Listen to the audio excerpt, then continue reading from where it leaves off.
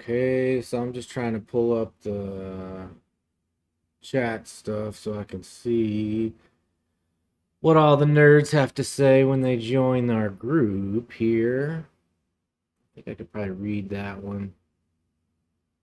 Let's go to the Discord, let them know that we are streaming. So, what we're going to be doing today is I'm going to be reading chapters from a book that I wrote when I was off on my break from streaming. I wrote a book. We're going to be reading from it today. Hey, y'all. Let's chill. I'm letting the Discord know that we going in. Sending it off to the Discord. All right, and then we're just gonna get to yapping, basically. Until people start coming hang out, and then maybe we'll chat a little bit, but we just like to get through this chapter. Okay, so let's get cooking. Art is an exercise. The piece of art is not always the point. Oh, you know what I need to do is I'm sorry. I need to change our set game. Or is it exclamation point set game? Set game art?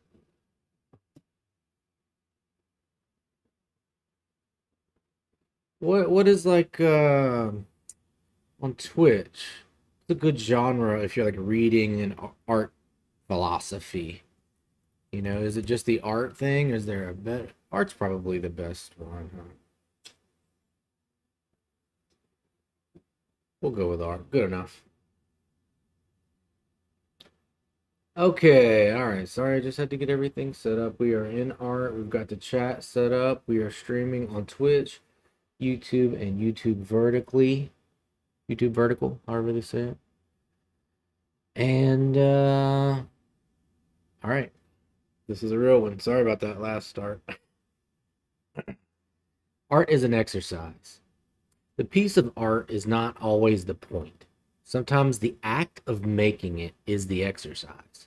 I think a lot of us think art is finishing the thing, the beautiful painting hanging in a museum, the song on the record, the film on the screen, the book on the shelf, the drawing framed on the wall. And art can be those things. But I think art is also something much more than that. Art is one of the ways human beings examine themselves. It's one of the ways we try to understand what it feels like to be alive. You know, in a way, art is the universe becoming human for a second and having an experience, and then trying to show someone else what it's like to be human. You know, I think someone has said it's like, art is the universe experiencing itself. And that might sound a little dramatic, but I think it's honest. I think it's true. And I think seeing art that way takes away some of the pressure, makes art feel less like a special activity reserved for a chosen few and more like a natural part of human existence.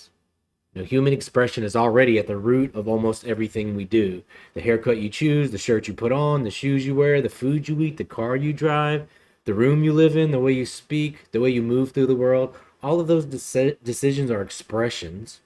You know, they are little signals of taste, identity, mood, desire, memory, and instinct.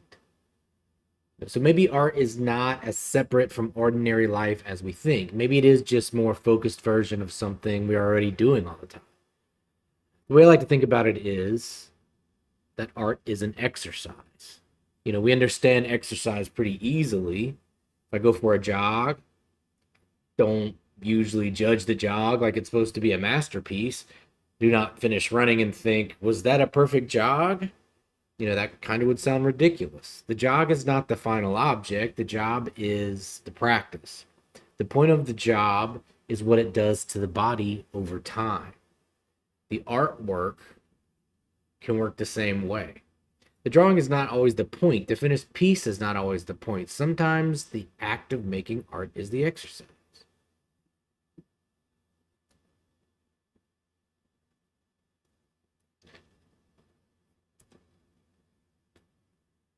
The time we spent with the page, the attempt.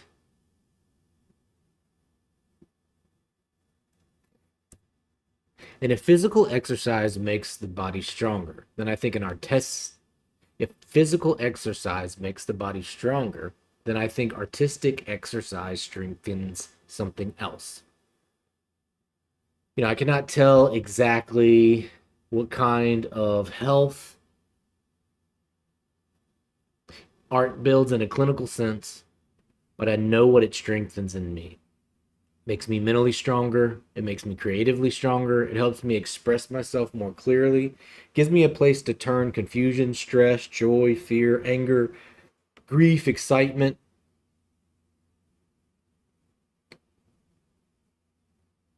What's going on?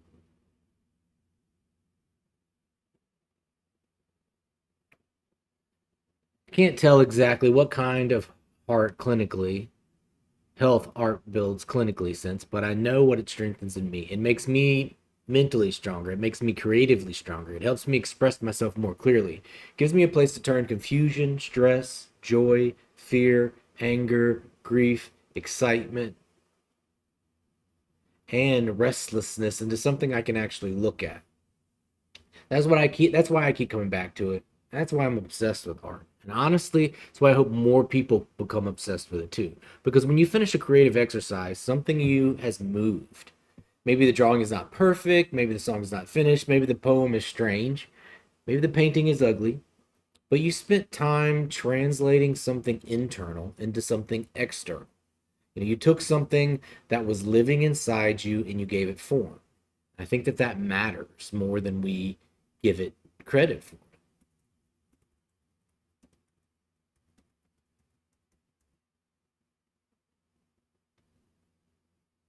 The form does not even have to be a drawing. It could be a writing, singing, dancing, playing music, sculpting, cooking, arranging a room, making a film, telling a story, or moving your body in a way that feels honest.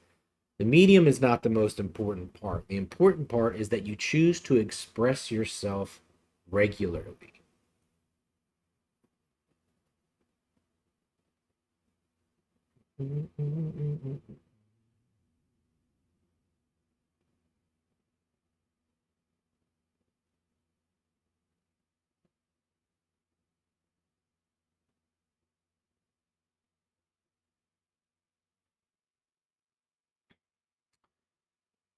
And that exercise can make life better. When I make art, I remind myself that the exercise is making me stronger. It's making me healthier. It's making me better at being with myself. So instead of judging every mark as if it has to be perfect, I try to pay attention to what the act of making is doing for me. Am I getting stress off my back? Am I learning something about myself? Am I giving my mind a place to breathe? Am I letting the page absorb something that I don't want to have to carry alone? A lot of this goes back to like quieting the editor. If the goal is exercise, then I don't need to judge the whole process by whether every line is good. I can ask a better question. How much life is this giving me while I do it? How much freedom? How much joy? How much relief? Because part of health is feeling fulfilled. Part of health is having somewhere for your energy to go. And part of health is joy. So when you're going through a creative exercise, um, I think it's important to find the version of the process that you can actually love. The version that doesn't only create stress, but releases it. The version that delivers you from stress instead of adding another weight to your back. There's something powerful about realizing what I need now is 5 minutes alone with a sheet of paper and a pencil. It sounds small, but it's not. If you've practiced that exercise long enough, a sheet of paper and a pencil can become a place to learn lessons about life.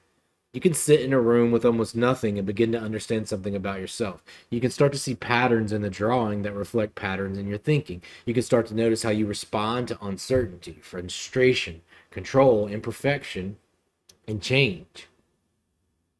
One of the first lessons is that every line doesn't matter. When you're drawing, it is very easy to believe each line is life or death, but you put one line down and immediately judge it. You think the whole drawing is ruined. You think that one mark has decided the fate of the entire piece, but usually it has not. The drawing is not one line, it's an accumulation of lines. And maybe life is like that too. Your life is not one decision, it's an accumulation of decisions. It's not perfect moment at the top of a mountain, it's the entire climb. It's the walk up, it's the view at the peak, it's the walk back down. The goal may be beautiful, but the time it takes to reach the goal is where your life is actually happening. And the same happens on the page. Some lines matter, some lines don't. Some decisions become central, some disappear in the larger whole. Some marks feel important in the moment, but later you realize they were just tiny steps along the way to something else.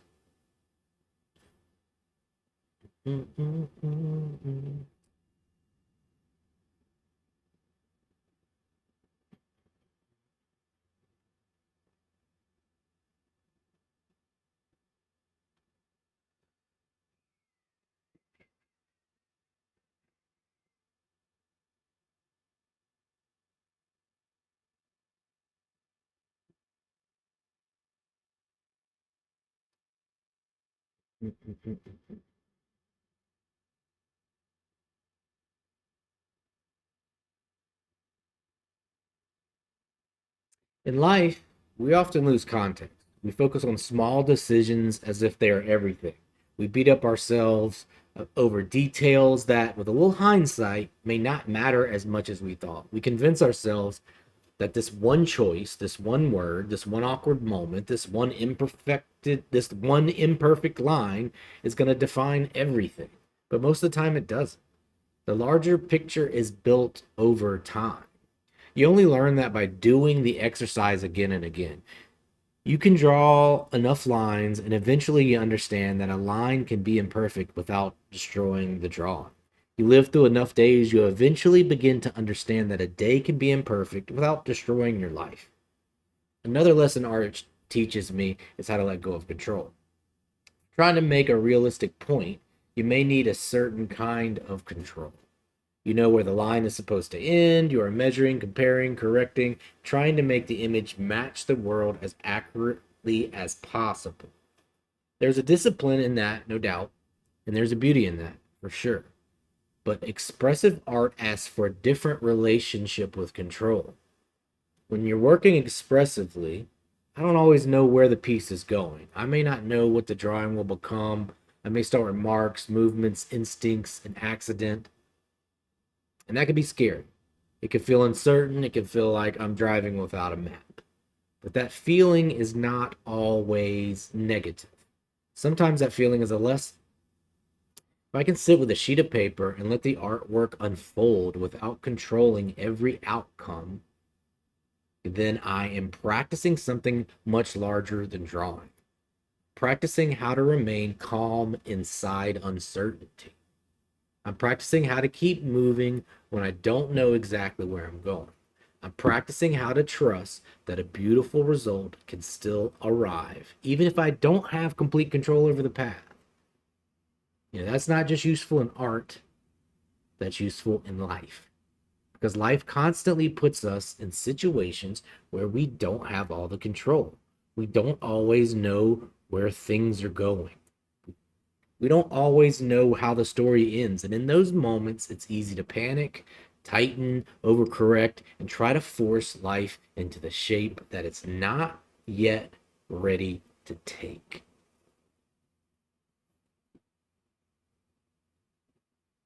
But if you've practiced letting go on the page, maybe you've recognized the feeling. You may be able to say, I've been here before. This is part of the process. I do not know exactly where this is going, but I can keep my head. I can keep moving. I can still make something beautiful out of this. That is one of the great gifts of art. It let us know, rehearse, it lets us rehearse difficult parts of being alive in a safe place. Let me say that again. This is one of the great gifts of art. It lets us rehearse difficult parts of being alive in a safe place. It lets us practice imperfection, uncertainty, patience, expression, returning to ourselves. And it all takes sometimes, and all it takes sometimes is a sheet of paper and a pencil. This is why I don't want to treat art only as if it's just an object at the end to be judged. I want to treat it like it's an exercise to be lived. The finished piece matters, of course. I love finished work. I love when something comes together and becomes beautiful, strange, moving, or true. But the finished piece is not the only value. The process has value before anyone sees it. The exercise has value before it becomes impressive. The expression has value before the art is in the public sense. Because you practice making things, you're also practicing being human. You're practicing how to notice yourself. You're practicing how to let someone move through you instead of staying trapped inside you. Sorry. You are practicing how to let something move through you instead of it staying trapped inside you. You are practicing how to create meaning from the raw material of your own life. And maybe that's the real artwork underneath all the other artwork. Just the drawing, the painting, or the song, but the person slowly becoming more honest, more expressive, more resilient, and more alive through the act of making art. But even if the art is an exercise, that does not mean it's always feels easy to begin. The moment you sit down with a blank page, the pressure shows up, and usually the first thing standing between you and the work is a loud little editor in your head.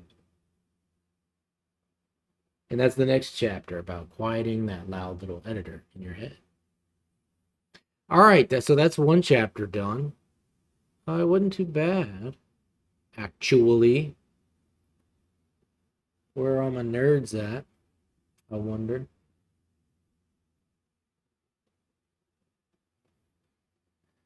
Sometimes streaming middle of the day can be strange. All right, right? So for me.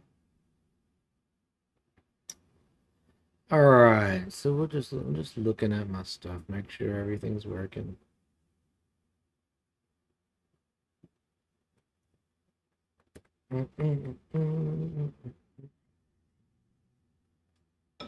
Ok, est-ce ça fait.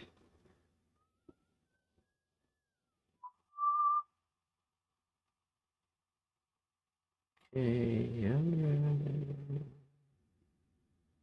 Okay, so I think maybe we'll read.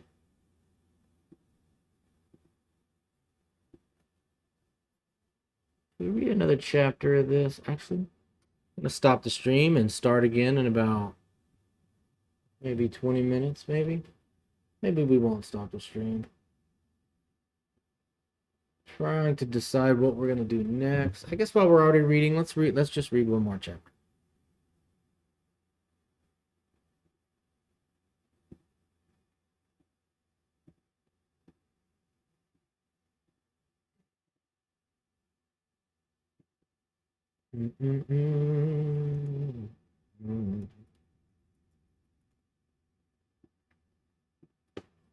Okay. Get this started up again. One moment, please.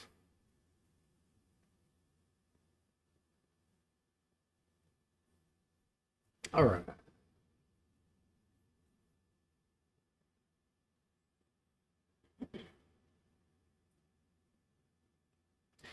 Quiet the editor. The editor belongs later in the process. Most of the time, my process begins with ink, pen, and a blank sheet of paper, a DAW, and a guitar. Maybe just text app on my computer. But in theory, it sounds simple, maybe ideal, starting with a blank page, a blank slate, a single tool, no distractions, just the beginning of something. But I think that can actually be one of the hardest places to start. Before the first line is drawn, before the first word is written, before the first chord is played, there is often another presence in the room. Not a person exactly, but a voice. An internal editor, a little critic that arrives before the work has even had a chance to become anything. A little critic that arrives before the work has even had a chance to become anything. It starts making judgments immediately. This line is wrong. That sentence is weak. This chord is not interesting. That idea is not good enough. And if you listen too closely, you stop before you begin. You erase the line, you rewrite the sentence, you second guess the chord. You try to fix something that doesn't even exist yet. This is one of the great traps of making art. At the beginning, the work does not need judgment. It needs material. It needs motion. It needs the freedom to accumulate. Drawing is not a line. Song is not a chord. Screenplay is not a single sentence. Painting is not a single brushstroke. The meaning of the work comes from the accumulation of all these small gestures. And often we can't understand that the meaning of the work comes from the accumulation of all these small gestures. And often we can't understand that we are making, God dang it, sorry, take again. The meaning of the work comes from the accumulation of all these small gestures. And often we can't understand what we are making until enough of it exists in front of us. There's time for an editor. I believe that deeply. The editor is not the enemy. The editor helps us refine, clarify, remove, reshape, and sharpen. But the editor belongs later in the process. It shouldn't be the first voice at the table. The first voice should be the one willing to begin. So before I draw, before I create, I often have to quiet that internal editor. I have to remind myself that the first marks don't need to be good. They don't need to prove anything. They don't need to survive into the final piece. They only need to exist. And once that pressure is gone, the page becomes less intimidating. It stops being a test and becomes a place to move, a place to play. That moment is where the drawing begins. I start making marks. Sometimes they are loose, sometimes they're awkward, sometimes they're nothing more than a few scribbled lines. But those first marks are not failures. They're openings, they're ways of entering the work. In any creative discipline, the beginning often looks like this. Writer gathers words, musician gathers chords, painter gathers colors, sculptor gathers clay. At that stage, the work is not asking to be judged. It's asking to be gathered. So that is why it can be dangerous to criticize the first mark, criticizing the sculpture before the clay is on the table. For me, the next step is to focus on line quality, not the finished image, not whether the drawing looks realistic, not whether everything is in the right place, just the line itself. How does it move? How does it feel? Does it create tension? Does it release tension? That question matters to me because I don't want the act of making art to become another source of stress. Life already gives us plenty of that. I want the process to become a way of transforming stress, frustration, and restlessness into something visible, something outside the body, something that can be looked at, shaped, and maybe even understood. So I try to find lines that feel natural to my hand, lines that are enjoyable to draw, lines that have rhythm, energy, and personality. I'm not always trying what is directly in front of me.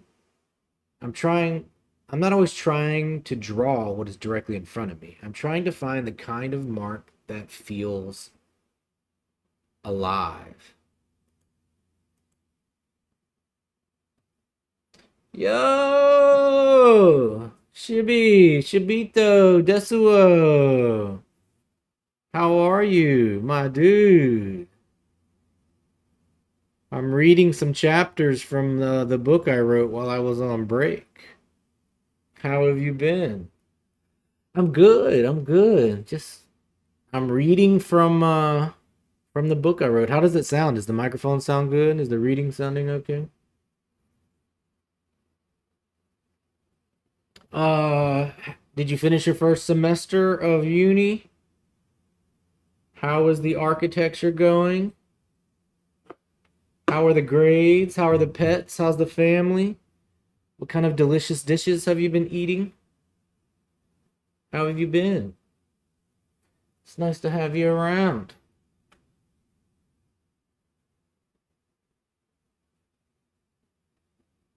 A little weird streaming in the middle of the day like this for me, but hey, life's all about changes.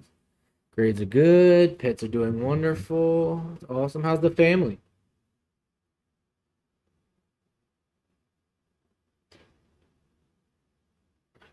Oh, what's going on with the verticals today?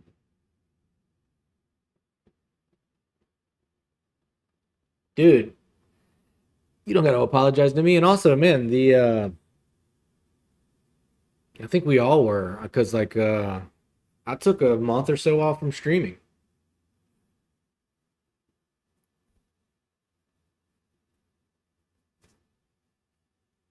So you didn't miss much except for me. I was at home writing a book, which I'm reading right now, which you are very nicely interrupting me from reading my book. I'm joking. How have you been? What's been up? So are you on vacation right now? Are you still on summer vacation?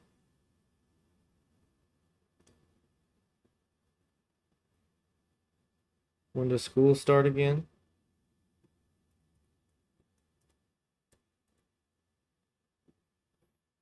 Mm-mm.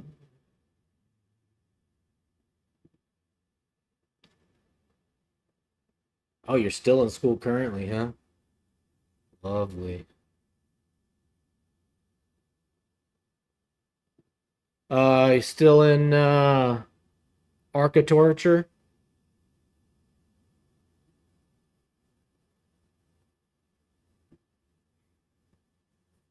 Any cool art and designs? Let's see. Oh, maybe put something in the Discord.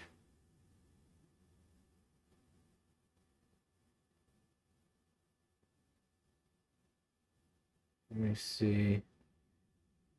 It'd be hard to find because you changed your name in the Discord. So much new artwork. Oh no, okay, I'm looking at this painting of a mushroom. Wow. Pretty cool. I'm looking at a painting you posted in here. Oh no, I saw Arctic the other day. He came and chatted with us. Well, I'll be streaming a little bit more often, so it'll give y'all a chance to catch up. He's been popping in, but it wasn't only you. I think everybody kind of took a break at the top of the summer. Guess that's why they call it summer break. I feel like everybody kind of took a summer break.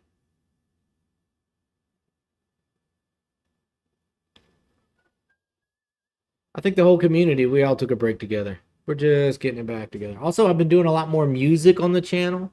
We've been doing some guitar content, just trying some new things. And today I'm reading chapters out of my book. And oh yeah. Yeah, and it's been almost a year since I started the channel. We've got 100 subs on Twitch, 105 subs on Twitch, 783 subs on YouTube. So that's after 1 year. It's not quite a year, it's almost a year, but I'm gonna start trying some different things on the second year and see if we can find some footing in a little bit of a different direction.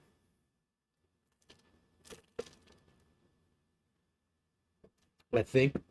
So we're gonna try to do some guitar related. Oh,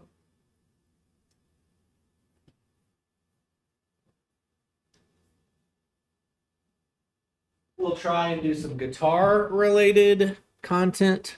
I think some music content will be fun, and like more like general creative process instead of just focusing on drawing. Maybe we can just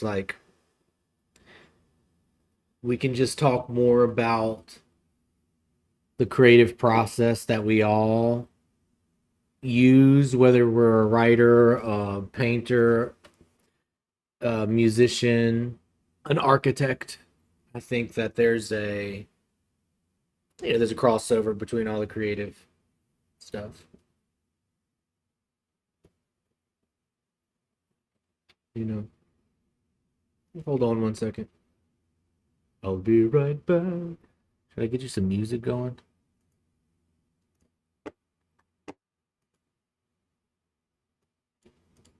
So they know.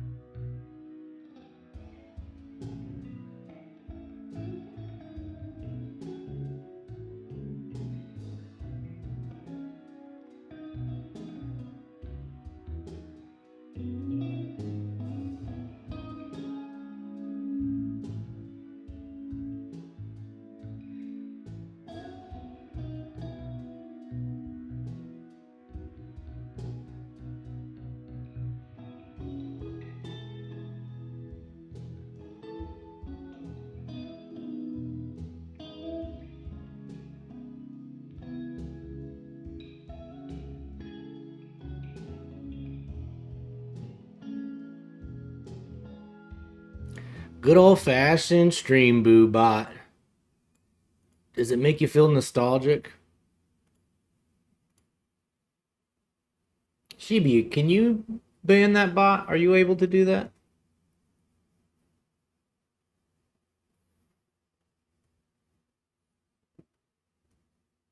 Do you have the mod privileges? Do you want the mod privileges? Would you like to be a mod here? I think we could trust you not to go too wild until you get in here with your friends and y'all start arguing in the chat.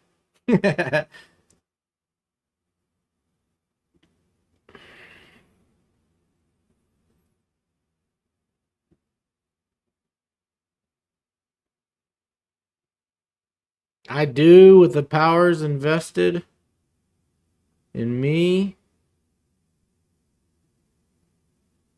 hereby with the strength of my paintbrush. Yeah, I mean, it's not tough. We're going to try it right now. I thereby knight you a mod.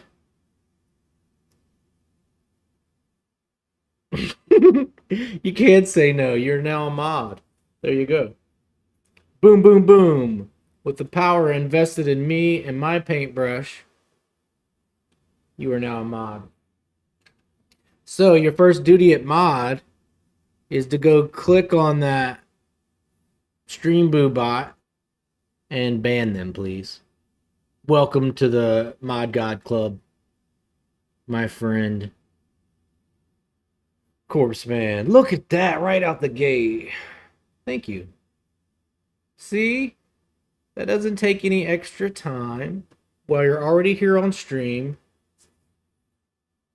you can help me clean up. Thanks, dude. I appreciate that. It helps a lot, more than you think, because like if I'm chatting and I'm talking to y'all through OBS and I see that we got like a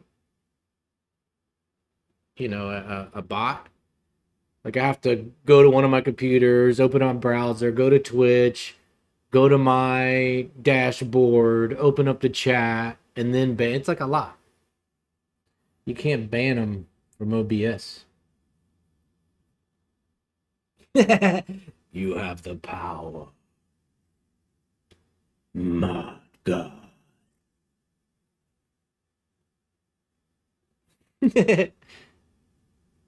Yeah, it's not every day a mod gets its wings. Welcome to the team. What else you been doing? Oh, okay. Well, thanks for coming hang out and say hello. We missed you. But like we all took a break. So but we back. Come back and hang out. I'm gonna stream for a little while, get it probably an hour in, so another 30 minutes today. But finish up this chapter. But maybe we'll stream again this evening when it's not 7 a.m. for you. Sometimes I'm streaming so late, that I'm tired and maybe I don't like I said, we're just gonna be trying some new things on the channel. So we'll be back and forth. Thanks for being here. Missed you. I'm proud of you. Hey, Shibby. Cancel. I didn't say Siri. Hey, Shibby, if you're dealing with any drama in your life, any conflicts, I just want to remind you the whole reason we're here, You know what I'm gonna say. I love you. I'm proud of you. When you deal with that shit, when you get conflicts and drama in your life, you know what to do with it. You know that you can express yourself through your artwork. Do not take it out on yourself. Do not take it out on yourself. Do not take it out on yourself. You're very talented. You know how to express yourself in an articulate, beautiful manner. Take it out on art.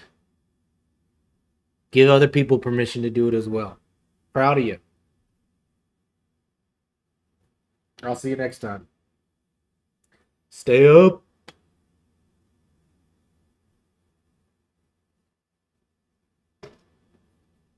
All right, I reckon I should get back to reading this book.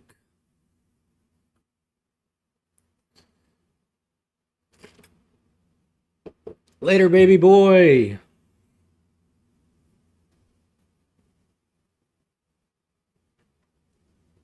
Also, if you're watching on Twitch, we're streaming on YouTube. If you're watching on YouTube, we're also streaming on Twitch. So if you don't see the chat, you're on the other platform.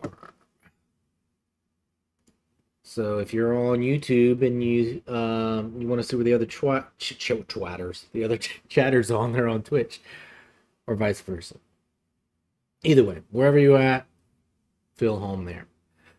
Okay, so what we were doing is I was reading chapters from this book I wrote while I was on break, and a longtime friend, viewer, and now moderator, Shibiti Desuo, was just in the chat with us. And I think we're going to get back into reading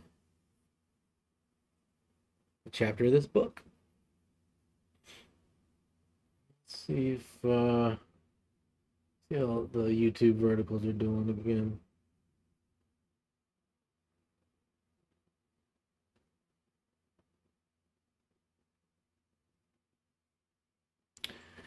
All right. Okay, so the hand means we're getting back into the chapter. There is a tremendous skill in realism, and I respect that. But expressive drawing asks for something totally different. It's asking for honesty of movement. It asks the hand to reveal something before the mind has fully realized. One of the places I return to for this feeling is writing my signature. A signature is a strange and beautiful thing. It's practical, but it's also deeply personal. Most of us don't write a signature the same way that we print words on a page. We don't carefully construct every letter, we move through it. The signature carries rhythm, pressure, speed, habit, confidence, identity. And it's difficult to imitate because it's not just a shape, it's emotion.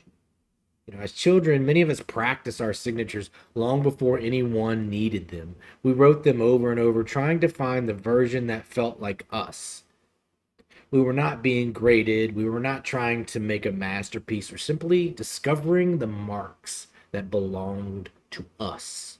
And I think that feeling is important.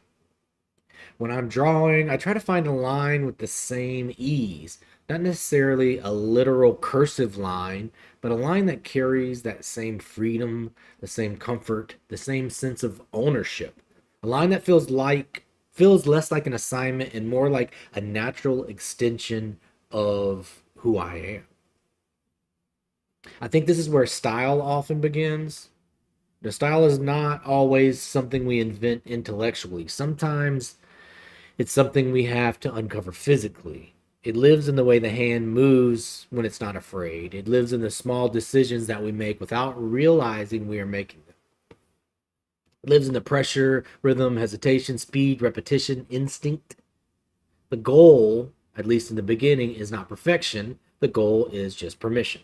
Permission to make the first mark, permission to let the line be strange, permission to gather material before judging it, permission to make something before fully understanding what it is. For me, the process begins there, while the editor is quieted, with the page no longer treated like a test, with a hand allowed to move as it will, before the drawing knows what it is, before the image arrives, before the work can be judged, there is only a small act of beginning. Pen, page aligned. And enough silence inside to let the line follow. Now, once the editor gets quieted, you still have to survive the first bad line. That is the next little war, because making art gets a lot easier when you stop asking the first attempt to be beautiful. You got to give yourself permission to draw badly. And that's what the next chapter is about. Giving yourself permission to draw badly. All right, that's chapter number 2. All right, middle of the day stream. Maybe this hand will tell me that we're done reading that. Oh, hi, Sasha. Trying a middle of the day stream. What do you think about that? And I'm reading chapters from the book I wrote. But I don't know if I've ever streamed at 2 o'clock on a Monday.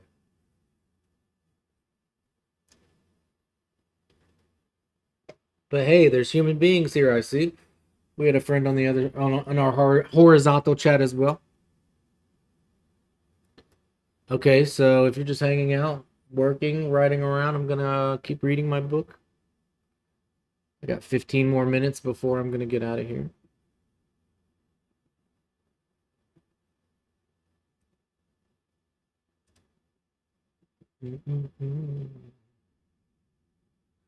Although the internet does seem very quiet in the middle of the day, I guess because everybody's working after 4th of July weekend. But I wanted to read these chapters of my book, get a good recording of it. I figured we'd stream it. All right, so we're going to start with chapter 3, and then I think I'm going to take a break after chapter 3. All right. Give yourself permission to draw badly. The bad work is not separate from the good work. It's the road to it that's important. You have to give yourself permission to draw badly. It may sound like a strange place to begin, but I think it's one of the most important permissions an artist can give themselves. Draw badly, play bad music, dance badly, sing badly, because that's where every amazing artist and every brilliant virtuoso started creating bad art first. Because that's all your first art is always going to be bad. You have to create thousands and thousands of pieces of bad art first, you know? Most people don't sit down and make art thinking, I'm going to make something terrible and I'm going to make a lot of it. But maybe artists should, because the truth of it is, most artists are going to make far more bad artwork than great artwork. And that's not failure. That's art. That's the process. The bad work is not separate from the good work. You know, what's important about it is that road that leads to it. You have to get the bad work out the way. There's no magic door around it. There's no secret method where every drawing is beautiful, every sentence is elegant, every song is moving, every scene works, every idea arrives fully formed. Art doesn't happen that way.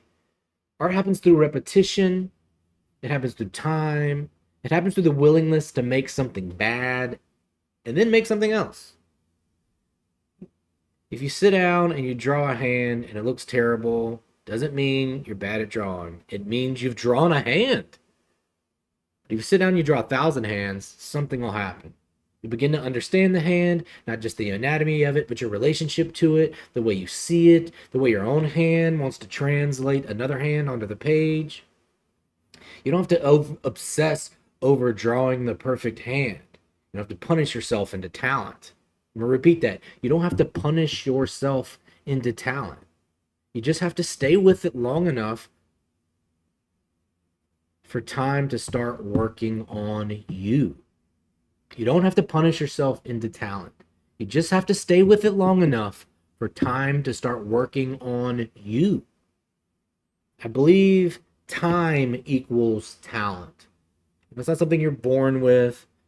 I mean, there might be genetic dispositions to people that are willing to dedicate their talent or dedicating, there may be genetic dispositions where people are willing to dedicate more of their time to things that they're passionate about. But I believe that time equals talent. And maybe even more importantly, time equals love. Maybe even more importantly, time equals love. The thing you spend time with becomes part of you. The thing you spend time with, you become part of. Your hand learns, your eye learns, your instincts learn. Even when you think nothing is happening, something is being built. So draw the bad hand, draw the bad face, draw the strange body, draw the thing that looks wrong, write a bad song, play the ugly chords, sing out of key. You know, there's a kind of freedom in lowering the expectation at the beginning. Instead of sitting down, demanding your first piece be wonderful, you can sit down and say, this is going to be bad. And that is totally allowed and expected and part of this whole process. You don't have to show anyone. You don't even have to defend it. You don't have to frame it. You don't have to post it. You don't have to explain it. You don't have to pretend that it's finished. You can make bad art privately. You can let the page hold all the awkward attempts that had to exist before the better thing could arrive. If you do show someone, you're allowed to tell the truth. I'm making a lot of bad art right now because that's how it gets better. Say that again. If you do show someone your art, you're allowed to tell the truth. You're allowed to say, I am making a lot of bad art right now because that's what it takes to get better. Yeah, that's not an apology. That's just a practice. That's exercise. The problem is that many of us judge the beginning as if it's supposed to be the ending. We make one rough drawing and treat it like evidence against ourselves. Proof that I suck at being an artist. Look at this terrible drawing I did. Yeah, it's my first drawing. I didn't spend any time on it. I don't know anything about art, but look how terrible I am at it. You know, we think that that first attempt reveals some permanent truth about our ability. How to help, Sasha asks in the chat. How to healthy react on critical comments? Um, well, let me I'm gonna pause right quick. My hand in front of the camera reminds me that I think that critical comments are flattering. I think when someone takes the time to digest your artwork in such a deep level that they can criticize it or critique it. You know, if somebody put enough time into looking at something you put out there to give you feedback on it, to say, I've looked at your entire piece of art, I've considered all of it, and here are my feelings. I think that's kind of beautiful. And I would be thankful, whether it's good or bad. The act of someone digesting your work and turning around and telling you passionately how they feel about it, I think that's flattering.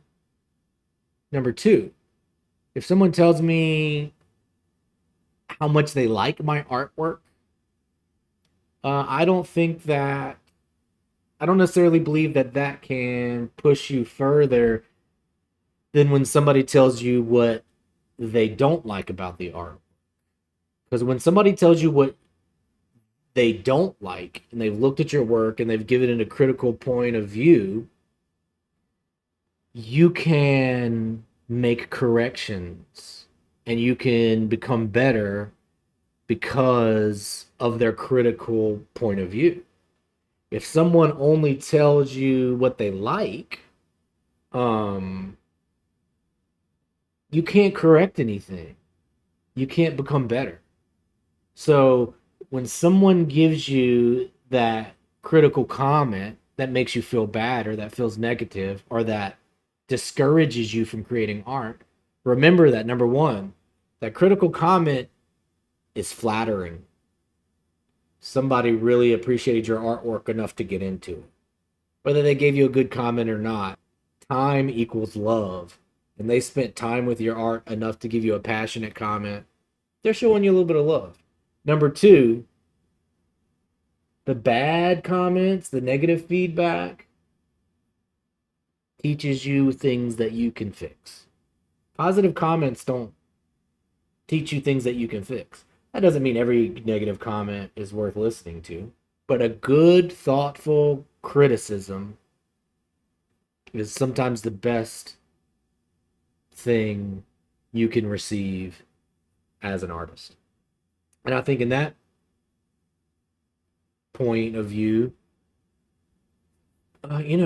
negative criticism is a gift, a flattering gift. That's how I look at it. And it's free. It's like somebody's giving you free advice. Because there's another thing about artists, and it's really easy to see in filmmaking, to think about it like this. Not everybody is a professional filmmaker, but everybody is a professional audience member. You know, we all have lifetime experience being an audience. So if someone says an opinion from their audience perspective, it's right. The audience is always right, you know? And I think everybody is a professional audience member. You know, you might not be a filmmaker or a painter, but you've had a lifetime of experience of being an audience member. And I think that's important. You want to take information from the pros. All right, we'll get back into the chapter here. All right, so what I was saying. So you have permission to say, I am making a lot of bad art right now because that's how it gets better. That's what makes me a better artist. And that's not an apology, that is a practice. Problem is, many of us judge the beginning as if it's the ending. We make one rough drawing and treat it like evidence against ourselves. We think the first attempt reveals some permanent truth about our ability, but it doesn't. First attempt is not a verdict. It's just a beginning, and beginnings are often ugly, and they should be allowed to be ugly. This is where grace becomes part of the process. You have to give yourself permission to make bad decisions while you're drawing. You have to give yourself permission to make something awkward, something uneven, something strange, something that doesn't yet know what it wants to be. Because if you can't tolerate the bad version, you might never make enough work to reach the better version. Hey, what's up, Raymond Devine? Oh, Raymond Devini? Raymond and Vinny. Hi, Raymond and Vinny.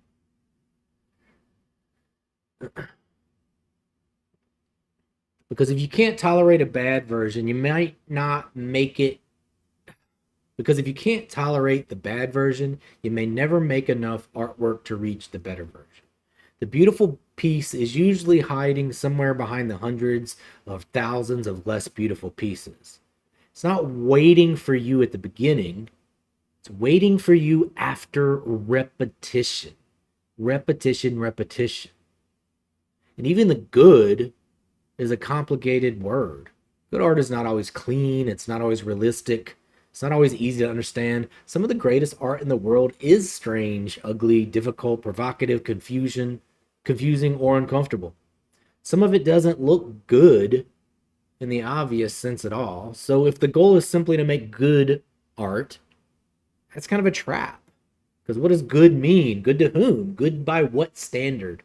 Sometimes trying too hard to make something quote unquote good keeps you from making something honest.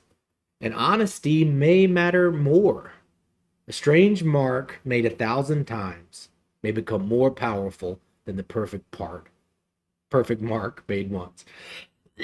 See, that would have been a good quote from my book if I didn't miss it. I'm going to say it again.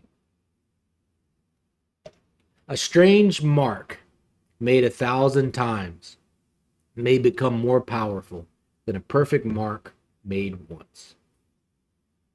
And that's where style begins to appear. If you draw one ugly hand, it may just look ugly. But if you draw 1,000 ugly hands, something changes. That ugliness begins to organize itself. The repetition legitimizes. The mistake becomes recognizable. The awkwardness becomes intentional, and the flaw becomes language. An ugly hand is no longer just ugly. It's stylized. It's yours. And this is why I think mistakes make style. If you try to remove every mistake at every stage of your process, you may never find the thing that makes your work feel like you. You may sand away all the strange little evidence of your own hand before it has a chance to become a signature. That extra swoop, the loop, the dot, the ink blot, the uneven pressure, a cheap pen, the paper you could afford, the way your materials reflect your life at that exact moment. You're like, I don't have the expensive paints. I have the cheap stuff. I don't have a canvas. I have a piece of cardboard. The way your materials reflect your life in that moment, those things matter.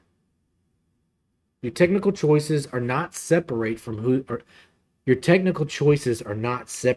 you are. Sometimes your station in life comes through the tools. Sometimes the limitation becomes part of the style. Sometimes the limitation becomes part of the style. You don't need the latest gear. You don't need the most expensive paint. Sometimes the limitation becomes a defining part of your style. Sometimes the thing you thought you were doing wrong becomes the most interesting part of your work. So I think it's important to move forward with some mistakes still inside the drawing. Move forward with mistakes in the artwork. forever, not blindly, not because every mistake is secretly brilliant. Some mistakes are mistakes. But you don't always know which ones are at the beginning. I think this is why the time matters and the repetition matters. If something still feels like a mistake next week, maybe fix it. Maybe you change it. Maybe you cut it.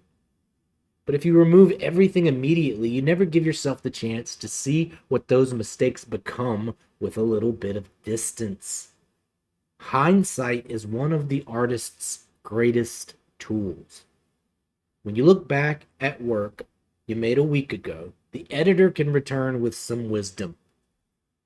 Not the anxious editor who tries to stop you before you begin, but the useful editor who can look at what exists in hindsight and help you understand it. The editor can say, here are the 1,000 words, here are the 1,000 hands, here are the 1,000 songs. Which ones are working? Which 5 are the strongest? What happened in those 5s that didn't happen in the other? I think it's a very different kind of judgment. It's not trying to prevent you creating work.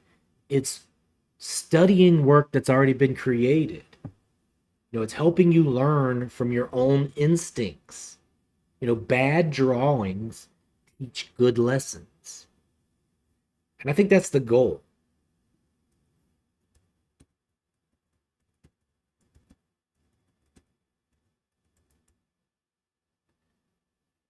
I think that's the real goal, not to force yourself to draw a hand the way a hand is supposed to look, but to discover the way that you draw a hand. The world already has realistic hands.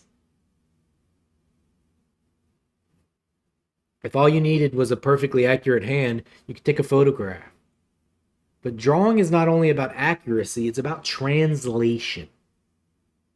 It's about what happens when reality passes through your eye, into your body, out of your hands, through your limitations, through your tools, with whatever mood you're in, whatever history you have, and it lands on the page as something only you could have created. Whether it's a song, whether it's a poem, whether it's a film, whether it's a drawing. It lands in the medium in a way that only you could have created. And if every artist removed every mistake and every drawing became perfectly realistic, then every piece of art would look the same. Think about that. It's the mistakes that are part of keeping work human, keeping it inspired. The mistakes are proof that a human was there. So draw badly, draw often, draw the ugly hand until it becomes your ugly hands. Give yourself the grace to make work that is not ready yet. Let repetition do what shame cannot. Let time turn effort into ability. Time equals talent. Time equals love. Let the mistakes stay long enough to become a style.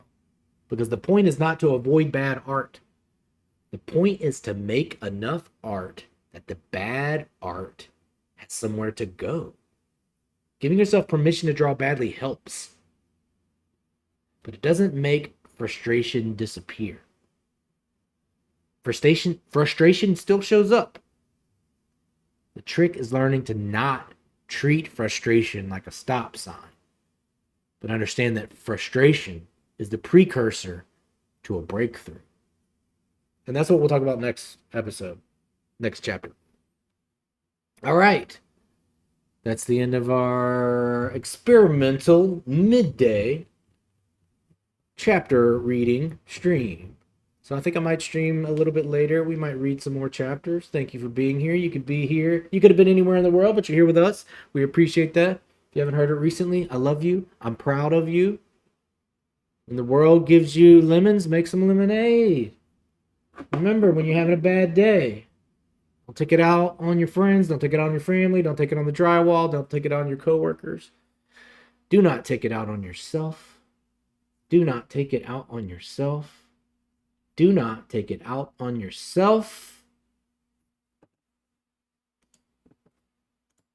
Take it out on art. My guys, my gals, my non-binary pals, you're all welcome here. We'll see you next time.